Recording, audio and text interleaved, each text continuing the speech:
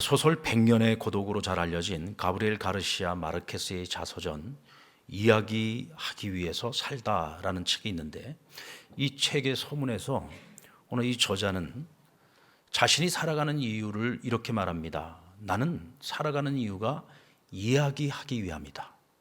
그러니까 이야기를 하기 위해서 산다는 거예요. 그 부분을 제가 발췌를 했는데요, 같이 한번 읽어볼까요? 삶은 한 사람이 살았던 것 그 자체가 아니라 현재 그 사람이 기억하고 있는 것이며 그 삶을 얘기하기 위해 어떻게 기억하느냐 하는 것이다. 이게 말이 좀 쉽지는 않아요. 이 번역본이라서 쉽지는 않습니다. 자, 그런데 말하자면 이런 거예요.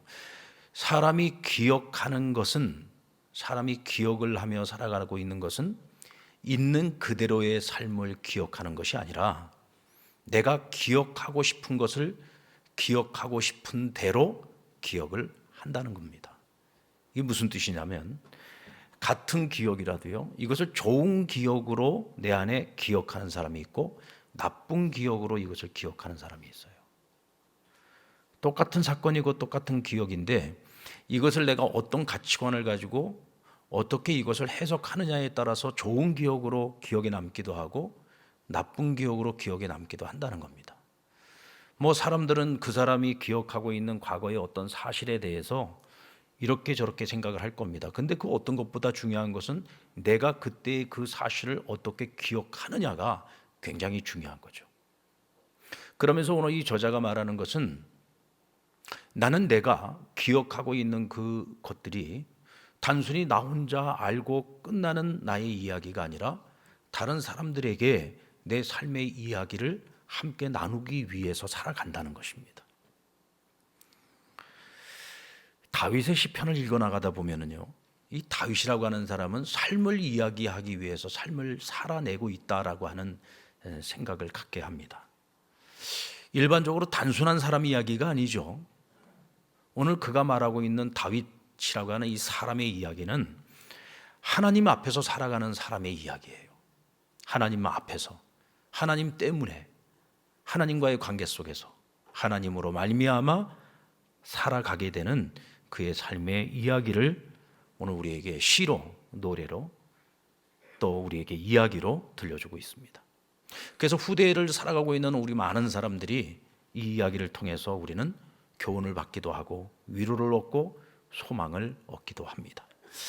다윗은 자신에게 주어진 모든 순간들을 하나님과 함께 하면서 둘 사이에서 일어났던 이야기들을 오늘 우리에게 전해주고 있는데, 그것을 후대 사람들은요, 노래로 만들었어요.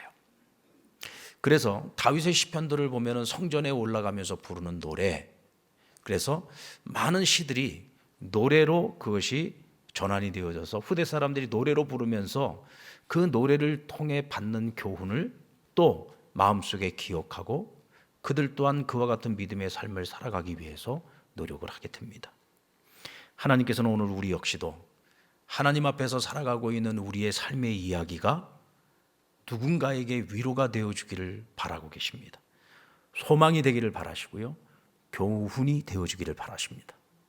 그래서 저는 가끔 그런 생각이 들어요. 하나님께서는 나를 이야기꾼으로 사용하기를 원하시는가 보다. 어떤 이야기꾼? 하나님과 함께 살아가는 사람의 이야기꾼. 그래서 우리는 우리의 삶을 함부로 살아갈 수 없어요. 대충 살 수 없습니다. 하나님과 함께 만들어가는 인생 이야기이기 때문이죠. 오늘 이 유명한 시편 62편 역시도 다윗의 시인데요, 그는 오늘 이 시를 통해서 이렇게 말합니다. 나의 영혼, 우리의 영혼이 잠잠히 하나님만 바라기를 원하노라. 잠잠히 하나님만 바라라는 것입니다. 잠잠히 하나님만 바라라. 그것을 자기 영혼에게도 호소하고 또 오늘을 살아가고 있는 저와 여러분에게도, 여러분, 당신들의 영혼이 잠잠히 하나님을 바라보았으면 좋겠습니다 라고 우리에게 요청을 하고 있는 거예요. 그가 오늘 이와 같은 요청을 할 수밖에 없는 이유가 있습니다. 누가 뭐라고 해도 인생을 살아보니, 하나님과 함께 동행을 해보고 나니 나의 구원은 오직 하나님에게서 나오더라는 것입니다. 나의 소망도 오직 하나님에게서 나오더라는 것입니다. 이것은 그냥 단순한 종교적 신념을 이야기하고 있는 것이 아니에요. 그저 배워서 학습되어진 것으로 이야기를 하는 것이 아니라 경험되어진 것으로 이야기하는 것입니다. 한 번밖에 살 수 없는 인생을 하나님 앞에서 하나님과 동행하며 내가 경험한 바를 토대로 해서 오늘 우리에게 권면하는 겁니다. 여러분, 당신들의 시간을 헛되게 보내지 마세요. 함부로 보내지 마십시오. 당신들의 인생에 보다 더 가치 있는 삶을 살아가려면 잠잠히 하나님을 바라보는 삶을 사셔야 됩니다 라고 말하고 있는 것입니다. 여러분, 바울이 로마 황제에게 재판을 받으러 가기 위해서 배를 타고 호송 중에 있을 때 지중해에서 큰 풍랑을 만났죠. 유라굴로라는 풍랑을 만났습니다. 그 배 속에 타고 있던 선원들이나 군인들이나 또 장사를 하러 가는 상인들이나 그곳에 함께 있던 모든 사람들이 각자 자기들이 할 수 있는 최선을 다해서 살기 위한 몸부림을 쳤어요. 그러나 유라굴로를 감당하기에는 역부족이었습니다. 결국은 자포자기 상태에 이르게 되죠. 그래서 성경은 그들이 구원의 여망을 잃어버렸다라고 표현을 합니다. 여러분들, 사람들이 살려고 발버둥 치다가요, 길이 막히죠. 절망을 맞닥뜨리게 되면은요, 그냥 포기하는 것으로 끝나지 않습니다. 그때부터 이게 대체 누구 탓이냐? 원인을 찾기 시작을 하다 보면 사람을 탓하기 시작합니다. 그래서 누군가가 이 일에 책임을 져야 돼!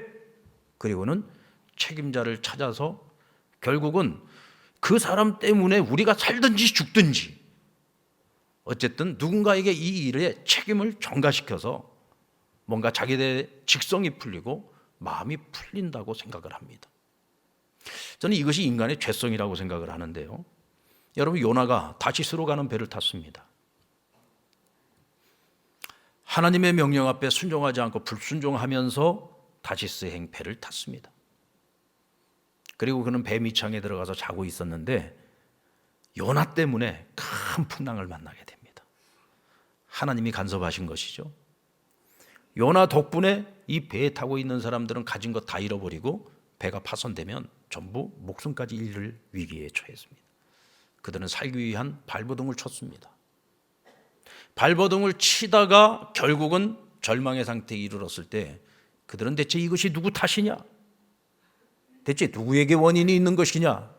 너냐 나냐 서로 마주보고 서로 따지고 서로 싸우다가 배 밑창에서 자고 있던 요나를 발견합니다. 아, 저놈 때문이구나. 그를 끌어올렸습니다. 자초지정 얘기를 듣고 결국은 요나가 제물이 되지 않고는 우리가 살 길이 없겠다. 그를 바다에 던졌습니다. 이게 여러분 인간입니다. 이게 세상이죠. 바울은 어땠을까요? 다들 살겠다고 몸부림치고 있는데 바울 한 사람만이 딴짓하고 있었어요. 그는 잠잠히 하나님을 바라고 있었습니다. 홀로 기도하고 있었습니다. 몸부림치고 있던 사람들의 입장에서 보면 바울은 헛짓하고 있는 거죠. 쓸데없는 짓을 하고 있는 겁니다. 결국은 누군가 책임을 져야 되는데 결국은 황제에게 지금 재판을 받으러 가고 있는 바울이 주목을 받습니다. 저놈 때문이야. 저놈 때문에 우리가 지금 이런 고난을 겪고 있는 거야. 시련을 겪고 있는 거야. 분명히 그렇게 생각했을 겁니다. 그리고 바울이 하고 있는 하나님을 바라보는 그 기도의 시간이 그들 눈에는 얼마나 쓸데없는 짓으로 보였겠습니까? 그런데 여러분, 우리는 결과를 잘 알고 있잖아요. 결국 그 배는 파손이 되었지만 그 배에 타고 있던 사람 중에 한 사람의 생명도 잃지 않았습니다. 누구 때문에요? 하나님을 바라보고 있던 바울 때문이었습니다. 그가 기도하는 중에 하나님이 그에게 말씀해 주셨잖아요. 비록 배는 잃어버릴지언정 이 배에 타고 있는 사람 중에 한 사람의 생명도 잃지 않을 것이고 내가 이 모든 사람을 너에게 붙여줄 거다. 하나님은 이 유라굴로도 결코 우연이 아니라 하나님이 보내신 계획의 일부인 것을 알았습니다. 하나님이 살리실 것을 알았습니다. 그래서 이 배에 타고 있던 사람들이 전부 절망하고 있을 때 그들에게 희망을 이야기하기 시작합니다. 하나님의 구원을 전하기 시작했습니다. 우리가 잘 아는 것처럼 배는 파손됐지만 한 사람도 생명 잃지 않고 모두가 다 함께 바울을 개선 장군처럼 앞세우고 로마에 입성할 수 있었습니다. 여러분, 이것이 하나님의 사람들이 하나님과의 관계 속에서 만들어가는 이야기의 힘입니다. 다음 주 한 주간 동안 다니엘 기도를 우리가 모이게 되는데요. 우리가 매년 다니엘 기도회를 하면 정말 우리 간증자들을 통해서 많은 은혜를 받잖아요. 힘을 얻기도 하고 위로를 받기도 하고 또 그들을 통해서 믿음의 도전을 받기도 합니다. 바로 그것이 이야기의 힘이거든요. 하나님을 만난 사람들, 하나님과 함께 동행하는 사람들, 주를 바라보며 살아가는 사람들의 삶의 이야기예요. 그 속에서 하나님이 그들에게 행하셨던 일들, 오늘도 행하고 계신 일들을 우리가 함께 나누면서 은혜받고 위로받고 도전받고, 그래서 우리도 함께 주를 바라보면서 하나님께 소망을 두게 되는 것입니다. 오늘 그들은 한결같이 하는 고백이 뭐예요? 나의 영혼아 잠잠히 하나님만 바라라. 여러분들도 시선을 하나님께로 돌려 하나님을 잠잠히 바라보셔야 됩니다 라고 우리에게 얘기합니다. 근데 세상은 우리에게 이렇게 말합니다. 야, 잠잠히 하나님만 바라본다고 떡이 나오냐? 길이 보이냐? 문제가 해결되냐? 무슨 말도 안 되는 소리 하고 있어? 무슨 쓸데없는 짓을 하고 있어? 뭐라도 해봐야 될 거 아니야? 뭐라도 해봐야 된다고 하면서 몸부림을 쳐보지만 거기에 길이 없어요. 답이 없습니다.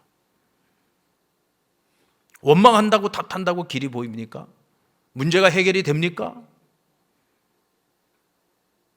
결국은 서로 험담하고 싸우고 다투고 갈라지고 분쟁하고, 거긴 답이 없죠. 항상 모든 길과 답은 사람의 눈으로 볼 때는, 세상의 눈으로 볼 때는 다 헛짓하는 것처럼 보이고 다 쓸데없는 짓 하는 것처럼 보이지만 주를 바라보는 자들을 통해서 구원의 길이 열리고 소망이 찾아오는 것입니다. 영어 성경에는 바란다라고 할 때 이 바란다를 wait upon이라고 하는 단어를 쓰고 있습니다. wait upon, 이것은 기다리다는 뜻이죠. 기다린다. 하나님을 바란다라고 하는 것은 그냥 아무것도 안 하고 그냥 바라만 보는 것을 말하는 것이 아니라 기다리는 거예요. 그럼 뭘 기다리느냐? 내가 열심히 하나님을 찾았어요. 열심히 하나님께 구했습니다. 열심히 문을 두드렸어요. 그리고는 하나님이 답하실 때까지 기다리는 거죠. 하나님이 일하시는 것을 보기까지 기다리는 거고, 하나님이 응답하시기를 기다리는 겁니다. 여러분, 막연히 기다리는 게 아니잖아요. 믿는 구속이 있어서 기다리는 것 아닙니까? 열심히 구했으니까, 찾았으니까 이제는 하나님이 일하실 때를 기다리고 답하실 때를 기다리는 겁니다. 이 기다림의 시간 동안 우리는 믿음과 확신을 가지고 기다리면 되죠. 그 기다림의 시간 동안 우리는 또다시 하나님과 또 다른 이야기를 함께 만들어 가게 됩니다. 다윗은 나의 영혼아 잠잠히 하나님만 바라라고 노래하면서 왜 우리가 그렇게 해야 하는지를 자신의 이야기를 통해서 우리에게 들려주는 거예요. 오늘 먼저 보면 잠잠히 하나님을 바랄 때 나의 구원이 그에게서 나오는도다 라고 고백합니다. 여러분, 여기서 구원이라고 하는 말은요, 결코 내 힘으로는 빠져나올 수 없는 어떤 절망 가운데서 누군가가 손을 내밀어 나를 건져내어 주는 것, 나를 거기서 빠져나올 수 있도록 도와주는 것을 구원이라고 말합니다.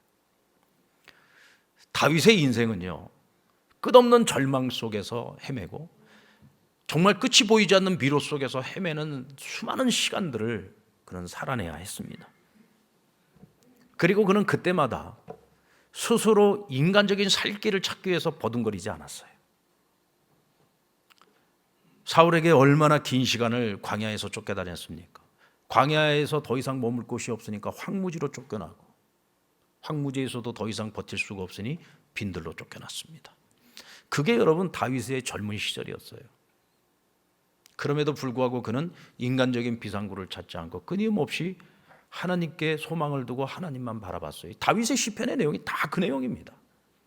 어떤 순간에도 나는 하나님을 의지하고 살아간다.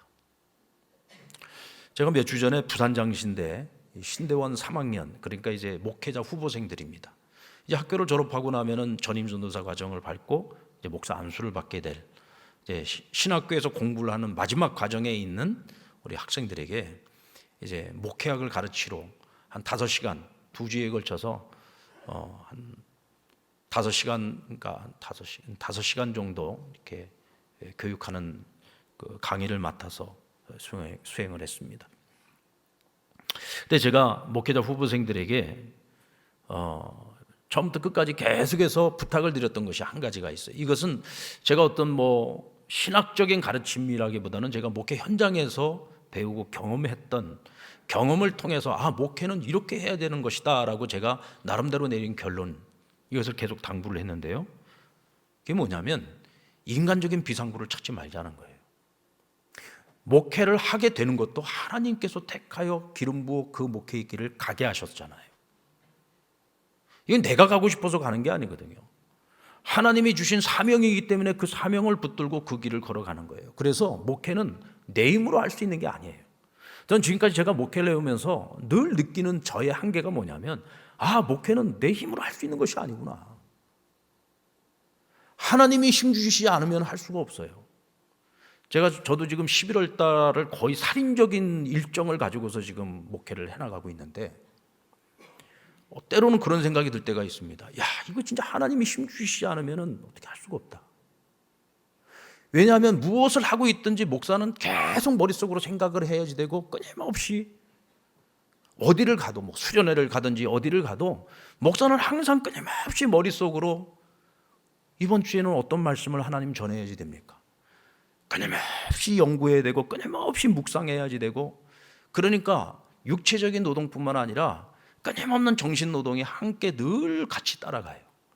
그래서 이것이 정말 하나님이 주시지 않으면, 하나님이 이끌어 주지 않으면, 하나님이 도와주시지 않으면 감당할 수가 없는 것이 목회 사역입니다. 그런데 이 목회 사역을 시작도 하기 전에 너무나 많은 젊은 목회자들이 자꾸 인간적인 비상구를 자꾸 찾으려고 해요.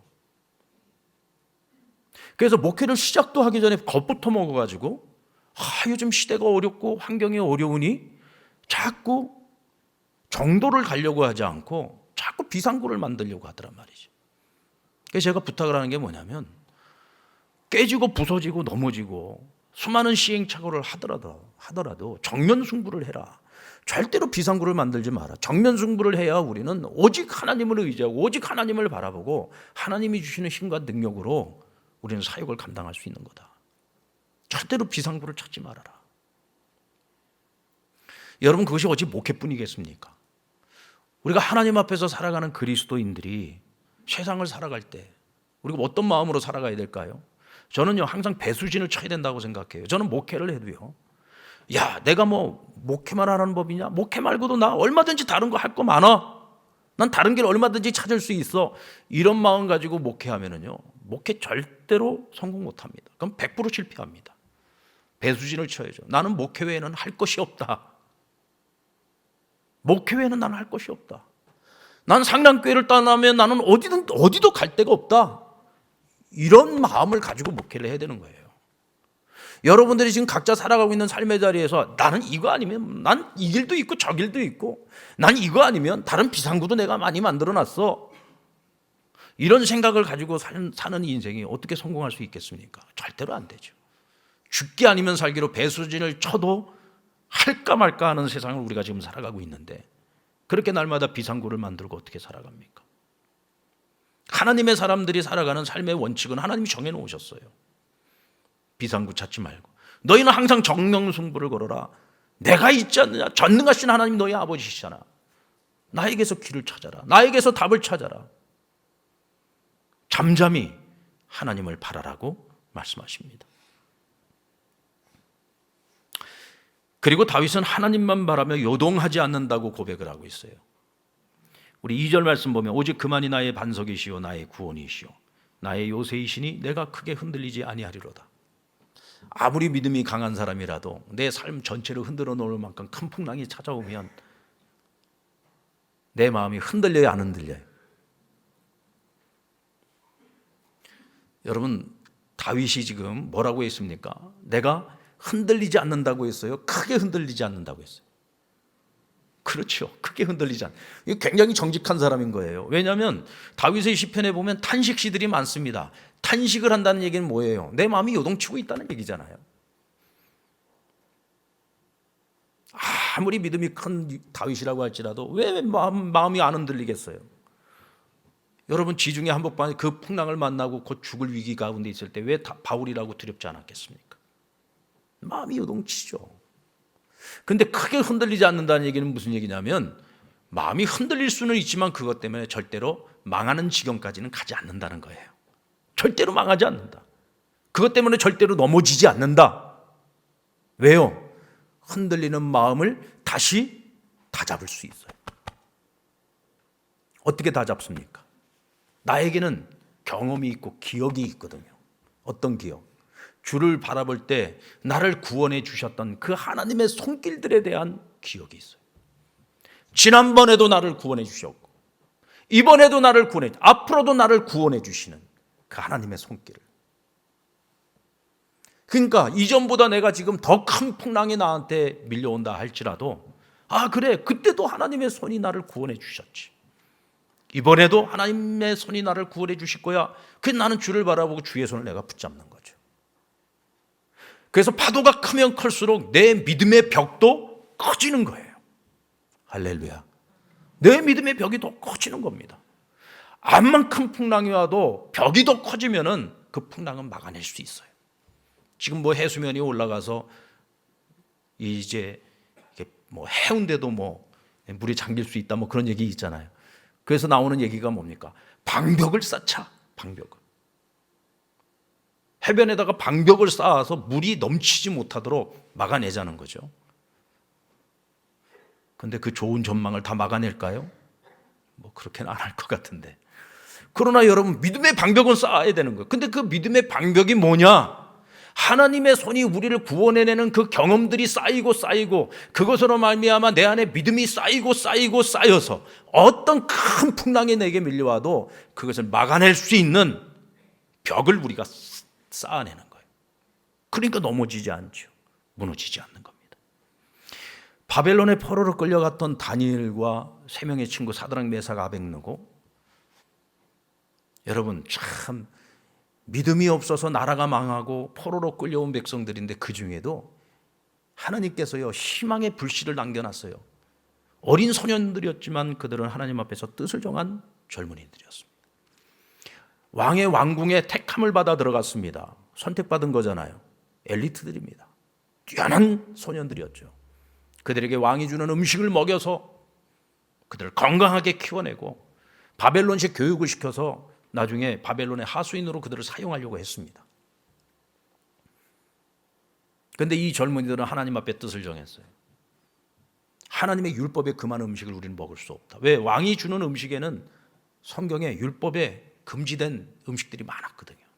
우리는 그걸 먹자. 우리는 풀떼기만 먹겠다. 우린 풀떼기만 먹겠다. 우린 풀떼기만 먹어도 하나님이 우리와 함께 해주시면 왕이 주는 기름진 음식을 먹은 자들보다 우리가 더 뛰어날 수 있다. 그 믿음과 확신을 가지고 그들은 자신들의 신앙의 신념을 따라 행했습니다. 나중에 어떤 결과가 왔어요? 왕이 보니까 자기가 준 음식을 먹은 젊은이들보다 풀떼기만 먹으면 다니엘과 세 친구의 얼굴이 훨씬 더 빛이 나는 거예요. 지혜가 훨씬 더 뛰어난 거예요. 그들을 주목하고 그들을 택하여 그들을 중용해서 사용했다고 했습니다. 하나님 앞에서 뜻을 정하고 하루에 3번 날마다 예루살렘을 향해서 기도하는 그들에게 하나님이 탁월한 지혜를 주셨어요. 여러분, 바벨론 왕이 꿈을 꿨는데요, 너무 이 꿈이 하도 이상해서 대체 왜 내가 이런 꿈을 꿨을까 알고 싶은데, 이 사람이 바벨론의 제자들에게 명령하기를 내 꿈을 해석해라. 근데 내가 꿈을 얘기해 줄 수는 없다. 여러분들, 제가 지난밤에 꿨던 꿈이 무슨 꿈인지 아십니까? 너무 심각하게 저를 보지 마시고, 여러분들 지난밤에 제가 무슨 꿈 꿨는지 아세요? 아시는 분 제가 오늘 냉면 사드릴게요. 이런 얘기입니다. 꿈을 얘기를 해주고서 뭐 해몽을 해달라고 해야지. 꿈 얘기는 해주지도 않고 네가 알아서 꿈도 얘기하고 해석도 해봐. 이거 꿈 해석 못하면 너희는 다 죽었어. 다니엘이 꿈을 주시는 분도 하나님이시오, 해석도 하나님이 주신다. 그리고는 세 친구에게 날 위해서 기도해달라. 내가 왕에게 나아가서 이 땅의 지혜자들을 살릴 수 있는 길을 내가 찾아보겠다. 그리고 나아가 하나님 앞에 기도하는데 하나님이 꿈을 보여주셨어요. 바벨론 느부갓네살의 꿈을 보여주신 거예요. 그 해석까지도 주십니다. 그 바람에 다니엘은 총리가 되고 세 친구는 지방 관료가 돼서 지방관이 돼서 지방관. 이게 여러분 하나님과 함께 살아가는 사람들의 이야기의 힘이에요. 힘. 근데 또 한편으로는 그 힘 때문에 시련을 겪기도 하죠. 다니엘은 사자굴 속에 집어던져지고 세 친구는 큰 풀무불 속에 던져졌습니다. 그런데 하나님께서 그들과 함께 하시니까 사자의 입을 막아버리시고 어린 양이 되어버립니다. 사자가. 그 뜨거운 풀무불 속에 집어던지려고 군사들이 붙잡고 있었는데 그 열기 때문에 다 죽어버렸는데 오히려 이 세 친구는 불에 던져졌는데 머리털 하나 상하지 않고 살아서 나옵니다. 하나님이 그들과 함께 하셨기 때문에. 그들에게 찾아왔던 최악의 위기가 그들이 끝까지 하나님 앞에 신의를 지키고 그리 아니하실지라도의 믿음을 가지고 나아갈 때 하나님께서 그들을 풀무불 속에서 구원하시고 사자굴 속에서 구원하셨어요. 그러니까 분노하고 있던 느부갓네살의 그 분노가 무엇으로 바뀌었습니까? 하나님을 향한 경외심으로 바뀌어버립니다. 할렐루야. 여러분 오늘도 하나님께서는요 저와 여러분을 통해서 그런 영광 받기를 원하시는 거예요. 그런 이야기들을 하나님 앞에서 우리가 함께 만들어가고 그 이야기가 우리의 이야기로만 끝나는 것이 아니라 세상에서 방황하는 이들, 희망 없이 살아가는 이들, 소망 없이 살아가는 이들, 무엇이 인생의 진정한 가치인지를 모르고 살아가는 이들에게 너희가 스토리텔러가 되주라는 거예요. 이야기꾼이 되어주라는 것입니다. 영향력 있는 이야기꾼이 되라는 거죠. 바라기는 우리 상남의 모든 믿음의 식구들이 다 그렇게 돼서 좋겠습니다. 하나님의 구원을 경험한 이들은 그들의 소망을 하나님께 두고 살아가죠. 5절 말씀에 보면 나의 영혼아 잠잠히 하나님만 바라라. 물은 나의 소망이 그로부터 나오는도다. 늘 자신의 소망을 하나님께 두고 살았어요. 다윗은.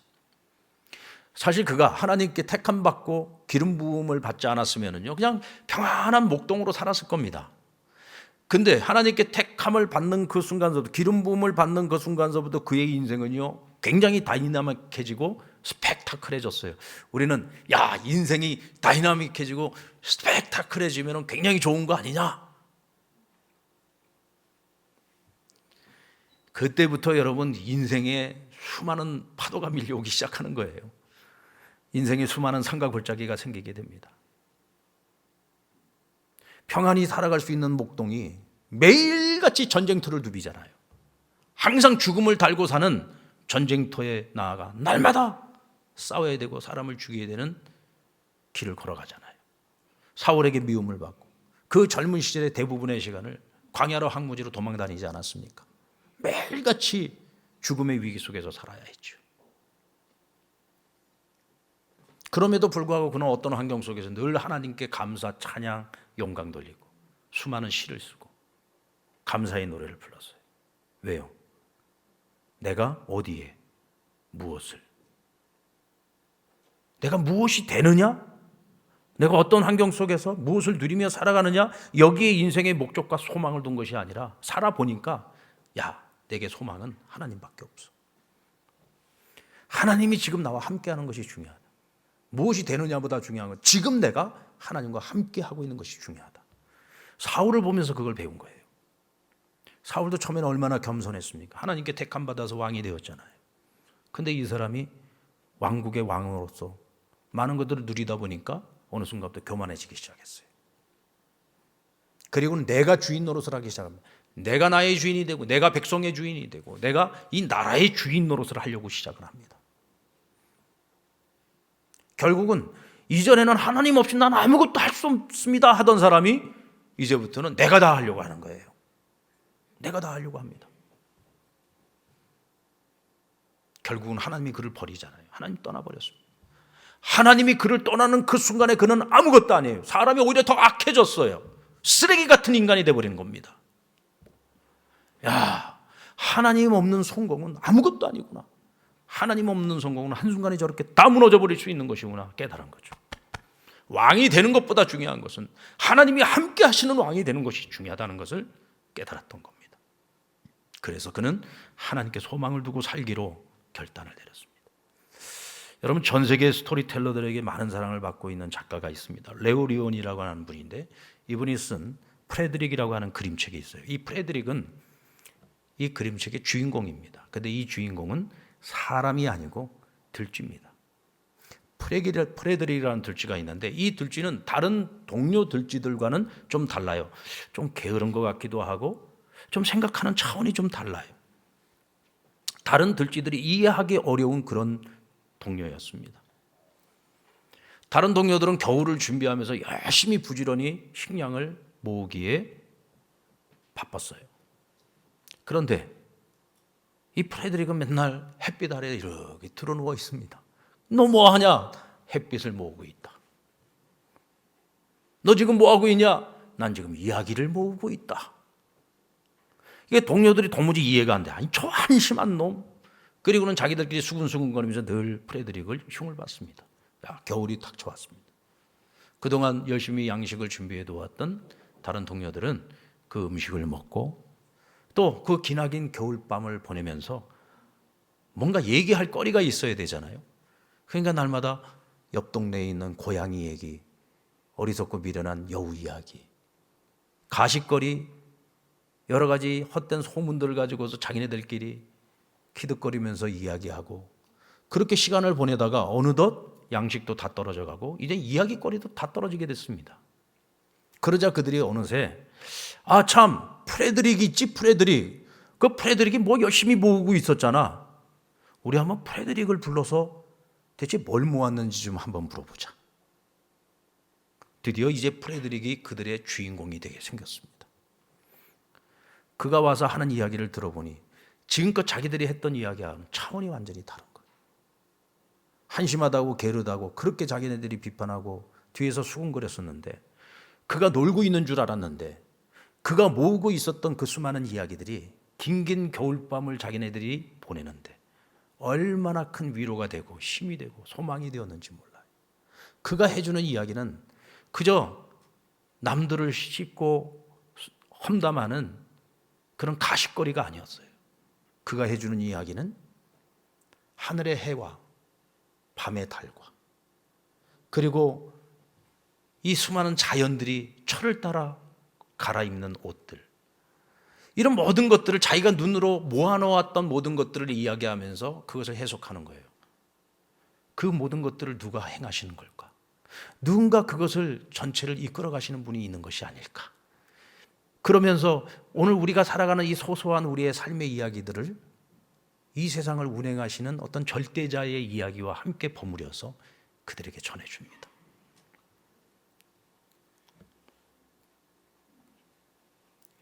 여러분, 세상은 자기들이 잘하고 있다고 생각하고 잘 되고 있다고 생각하고 자기들이 하고 있는 일이 최선이라고 생각을 할 때요, 하나님 앞에서 잠잠히 하나님을 바라보며 살아가는 사람들을 보면서 쓸데없는 시간을 보내고 있고 헛짓하고 있다고 비난하고 조롱합니다.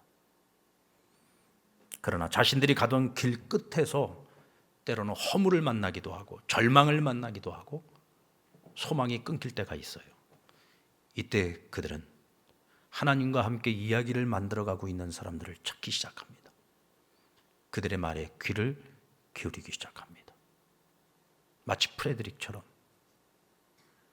여러분, 이 땅을 우리가 그리스도인으로 살아간다는 것은요, 매일매일 하나님과 함께 이야기를 만들어가는 것이고, 희망을 잃어버린 사람들, 절망을 끝에서 만나고 있는 사람들에게 나의 이야기를 통해서, 오늘 다윗의 이야기, 다니엘의 이야기, 성경에 나오는 수많은 믿음의 사람들의 이야기를 통해서 그들에게 구원은 하나님께로부터 온다는 것을, 소망은 하나님께로부터 온다는 것을, 우리의 인생을 보다 가치 있게 만들 수 있는 분은 오직 하나님 한 분밖에 없다는 것을, 우리 인생의 모든 문제의 답이 하나님께 있다는 것을 전해주는 삶이 오늘 저와 여러분이 살아가야 되는 사명인 것입니다. 우리가 이번 행복축제 기간 동안 많은 것들을 했어요. 바자회도 했고 찰떡부흥회도 했고 오늘 택시데이도 이렇게 한 주간 동안을 우리가 했고요. 또 이번 한 주간 동안 다니엘 기도회도 합니다. 우리가 이와 같이 열심히 이와 같은 일들을 하고 있을 때 사람들은 그럴 거예요. 야, 저녁에 모여서 그렇게 시간 보낼 것 있으면은 밖에 나가서 한 푼이라도 돈 더 벌어라. 뭔가 살궁리를 해야지. 뭔가 더 열심히 뭔가 일을 해서 너희가 세상에서 얻을 수 있는 것들을 더 확보를 해놔야지. 한 푼이라도 더 벌어. 예금 잔고라도 더 늘리든지 해야지. 그거 맨날 교회 가가지고 맨날 교회 가서 기도하고 시간 보낸다고 뭐 살 길이 열리기를 하냐, 뭐가 떨어지기를 하냐. 분명히 사람들은 그런 얘기를 할 겁니다. 그러나 여러분, 그들에게 희망 줄 수 있는 사람은요, 그들이 쓸데없는 짓 하고 있었다고 말하는, 이렇게 열심히 하나님을 찾고 하나님을 바라며 살아가는 우리에게 있다는 사실을 기억하십시오. 그리고 그 역할, 그 사명을 잘 감당하며 당신의 영혼도 잠잠히 하나님을 바라볼 수 있기를 원한다고, 그렇게 믿음을 가지고 말할 수 있는 저와 여러분 되기를 주의 이름으로 축원합니다.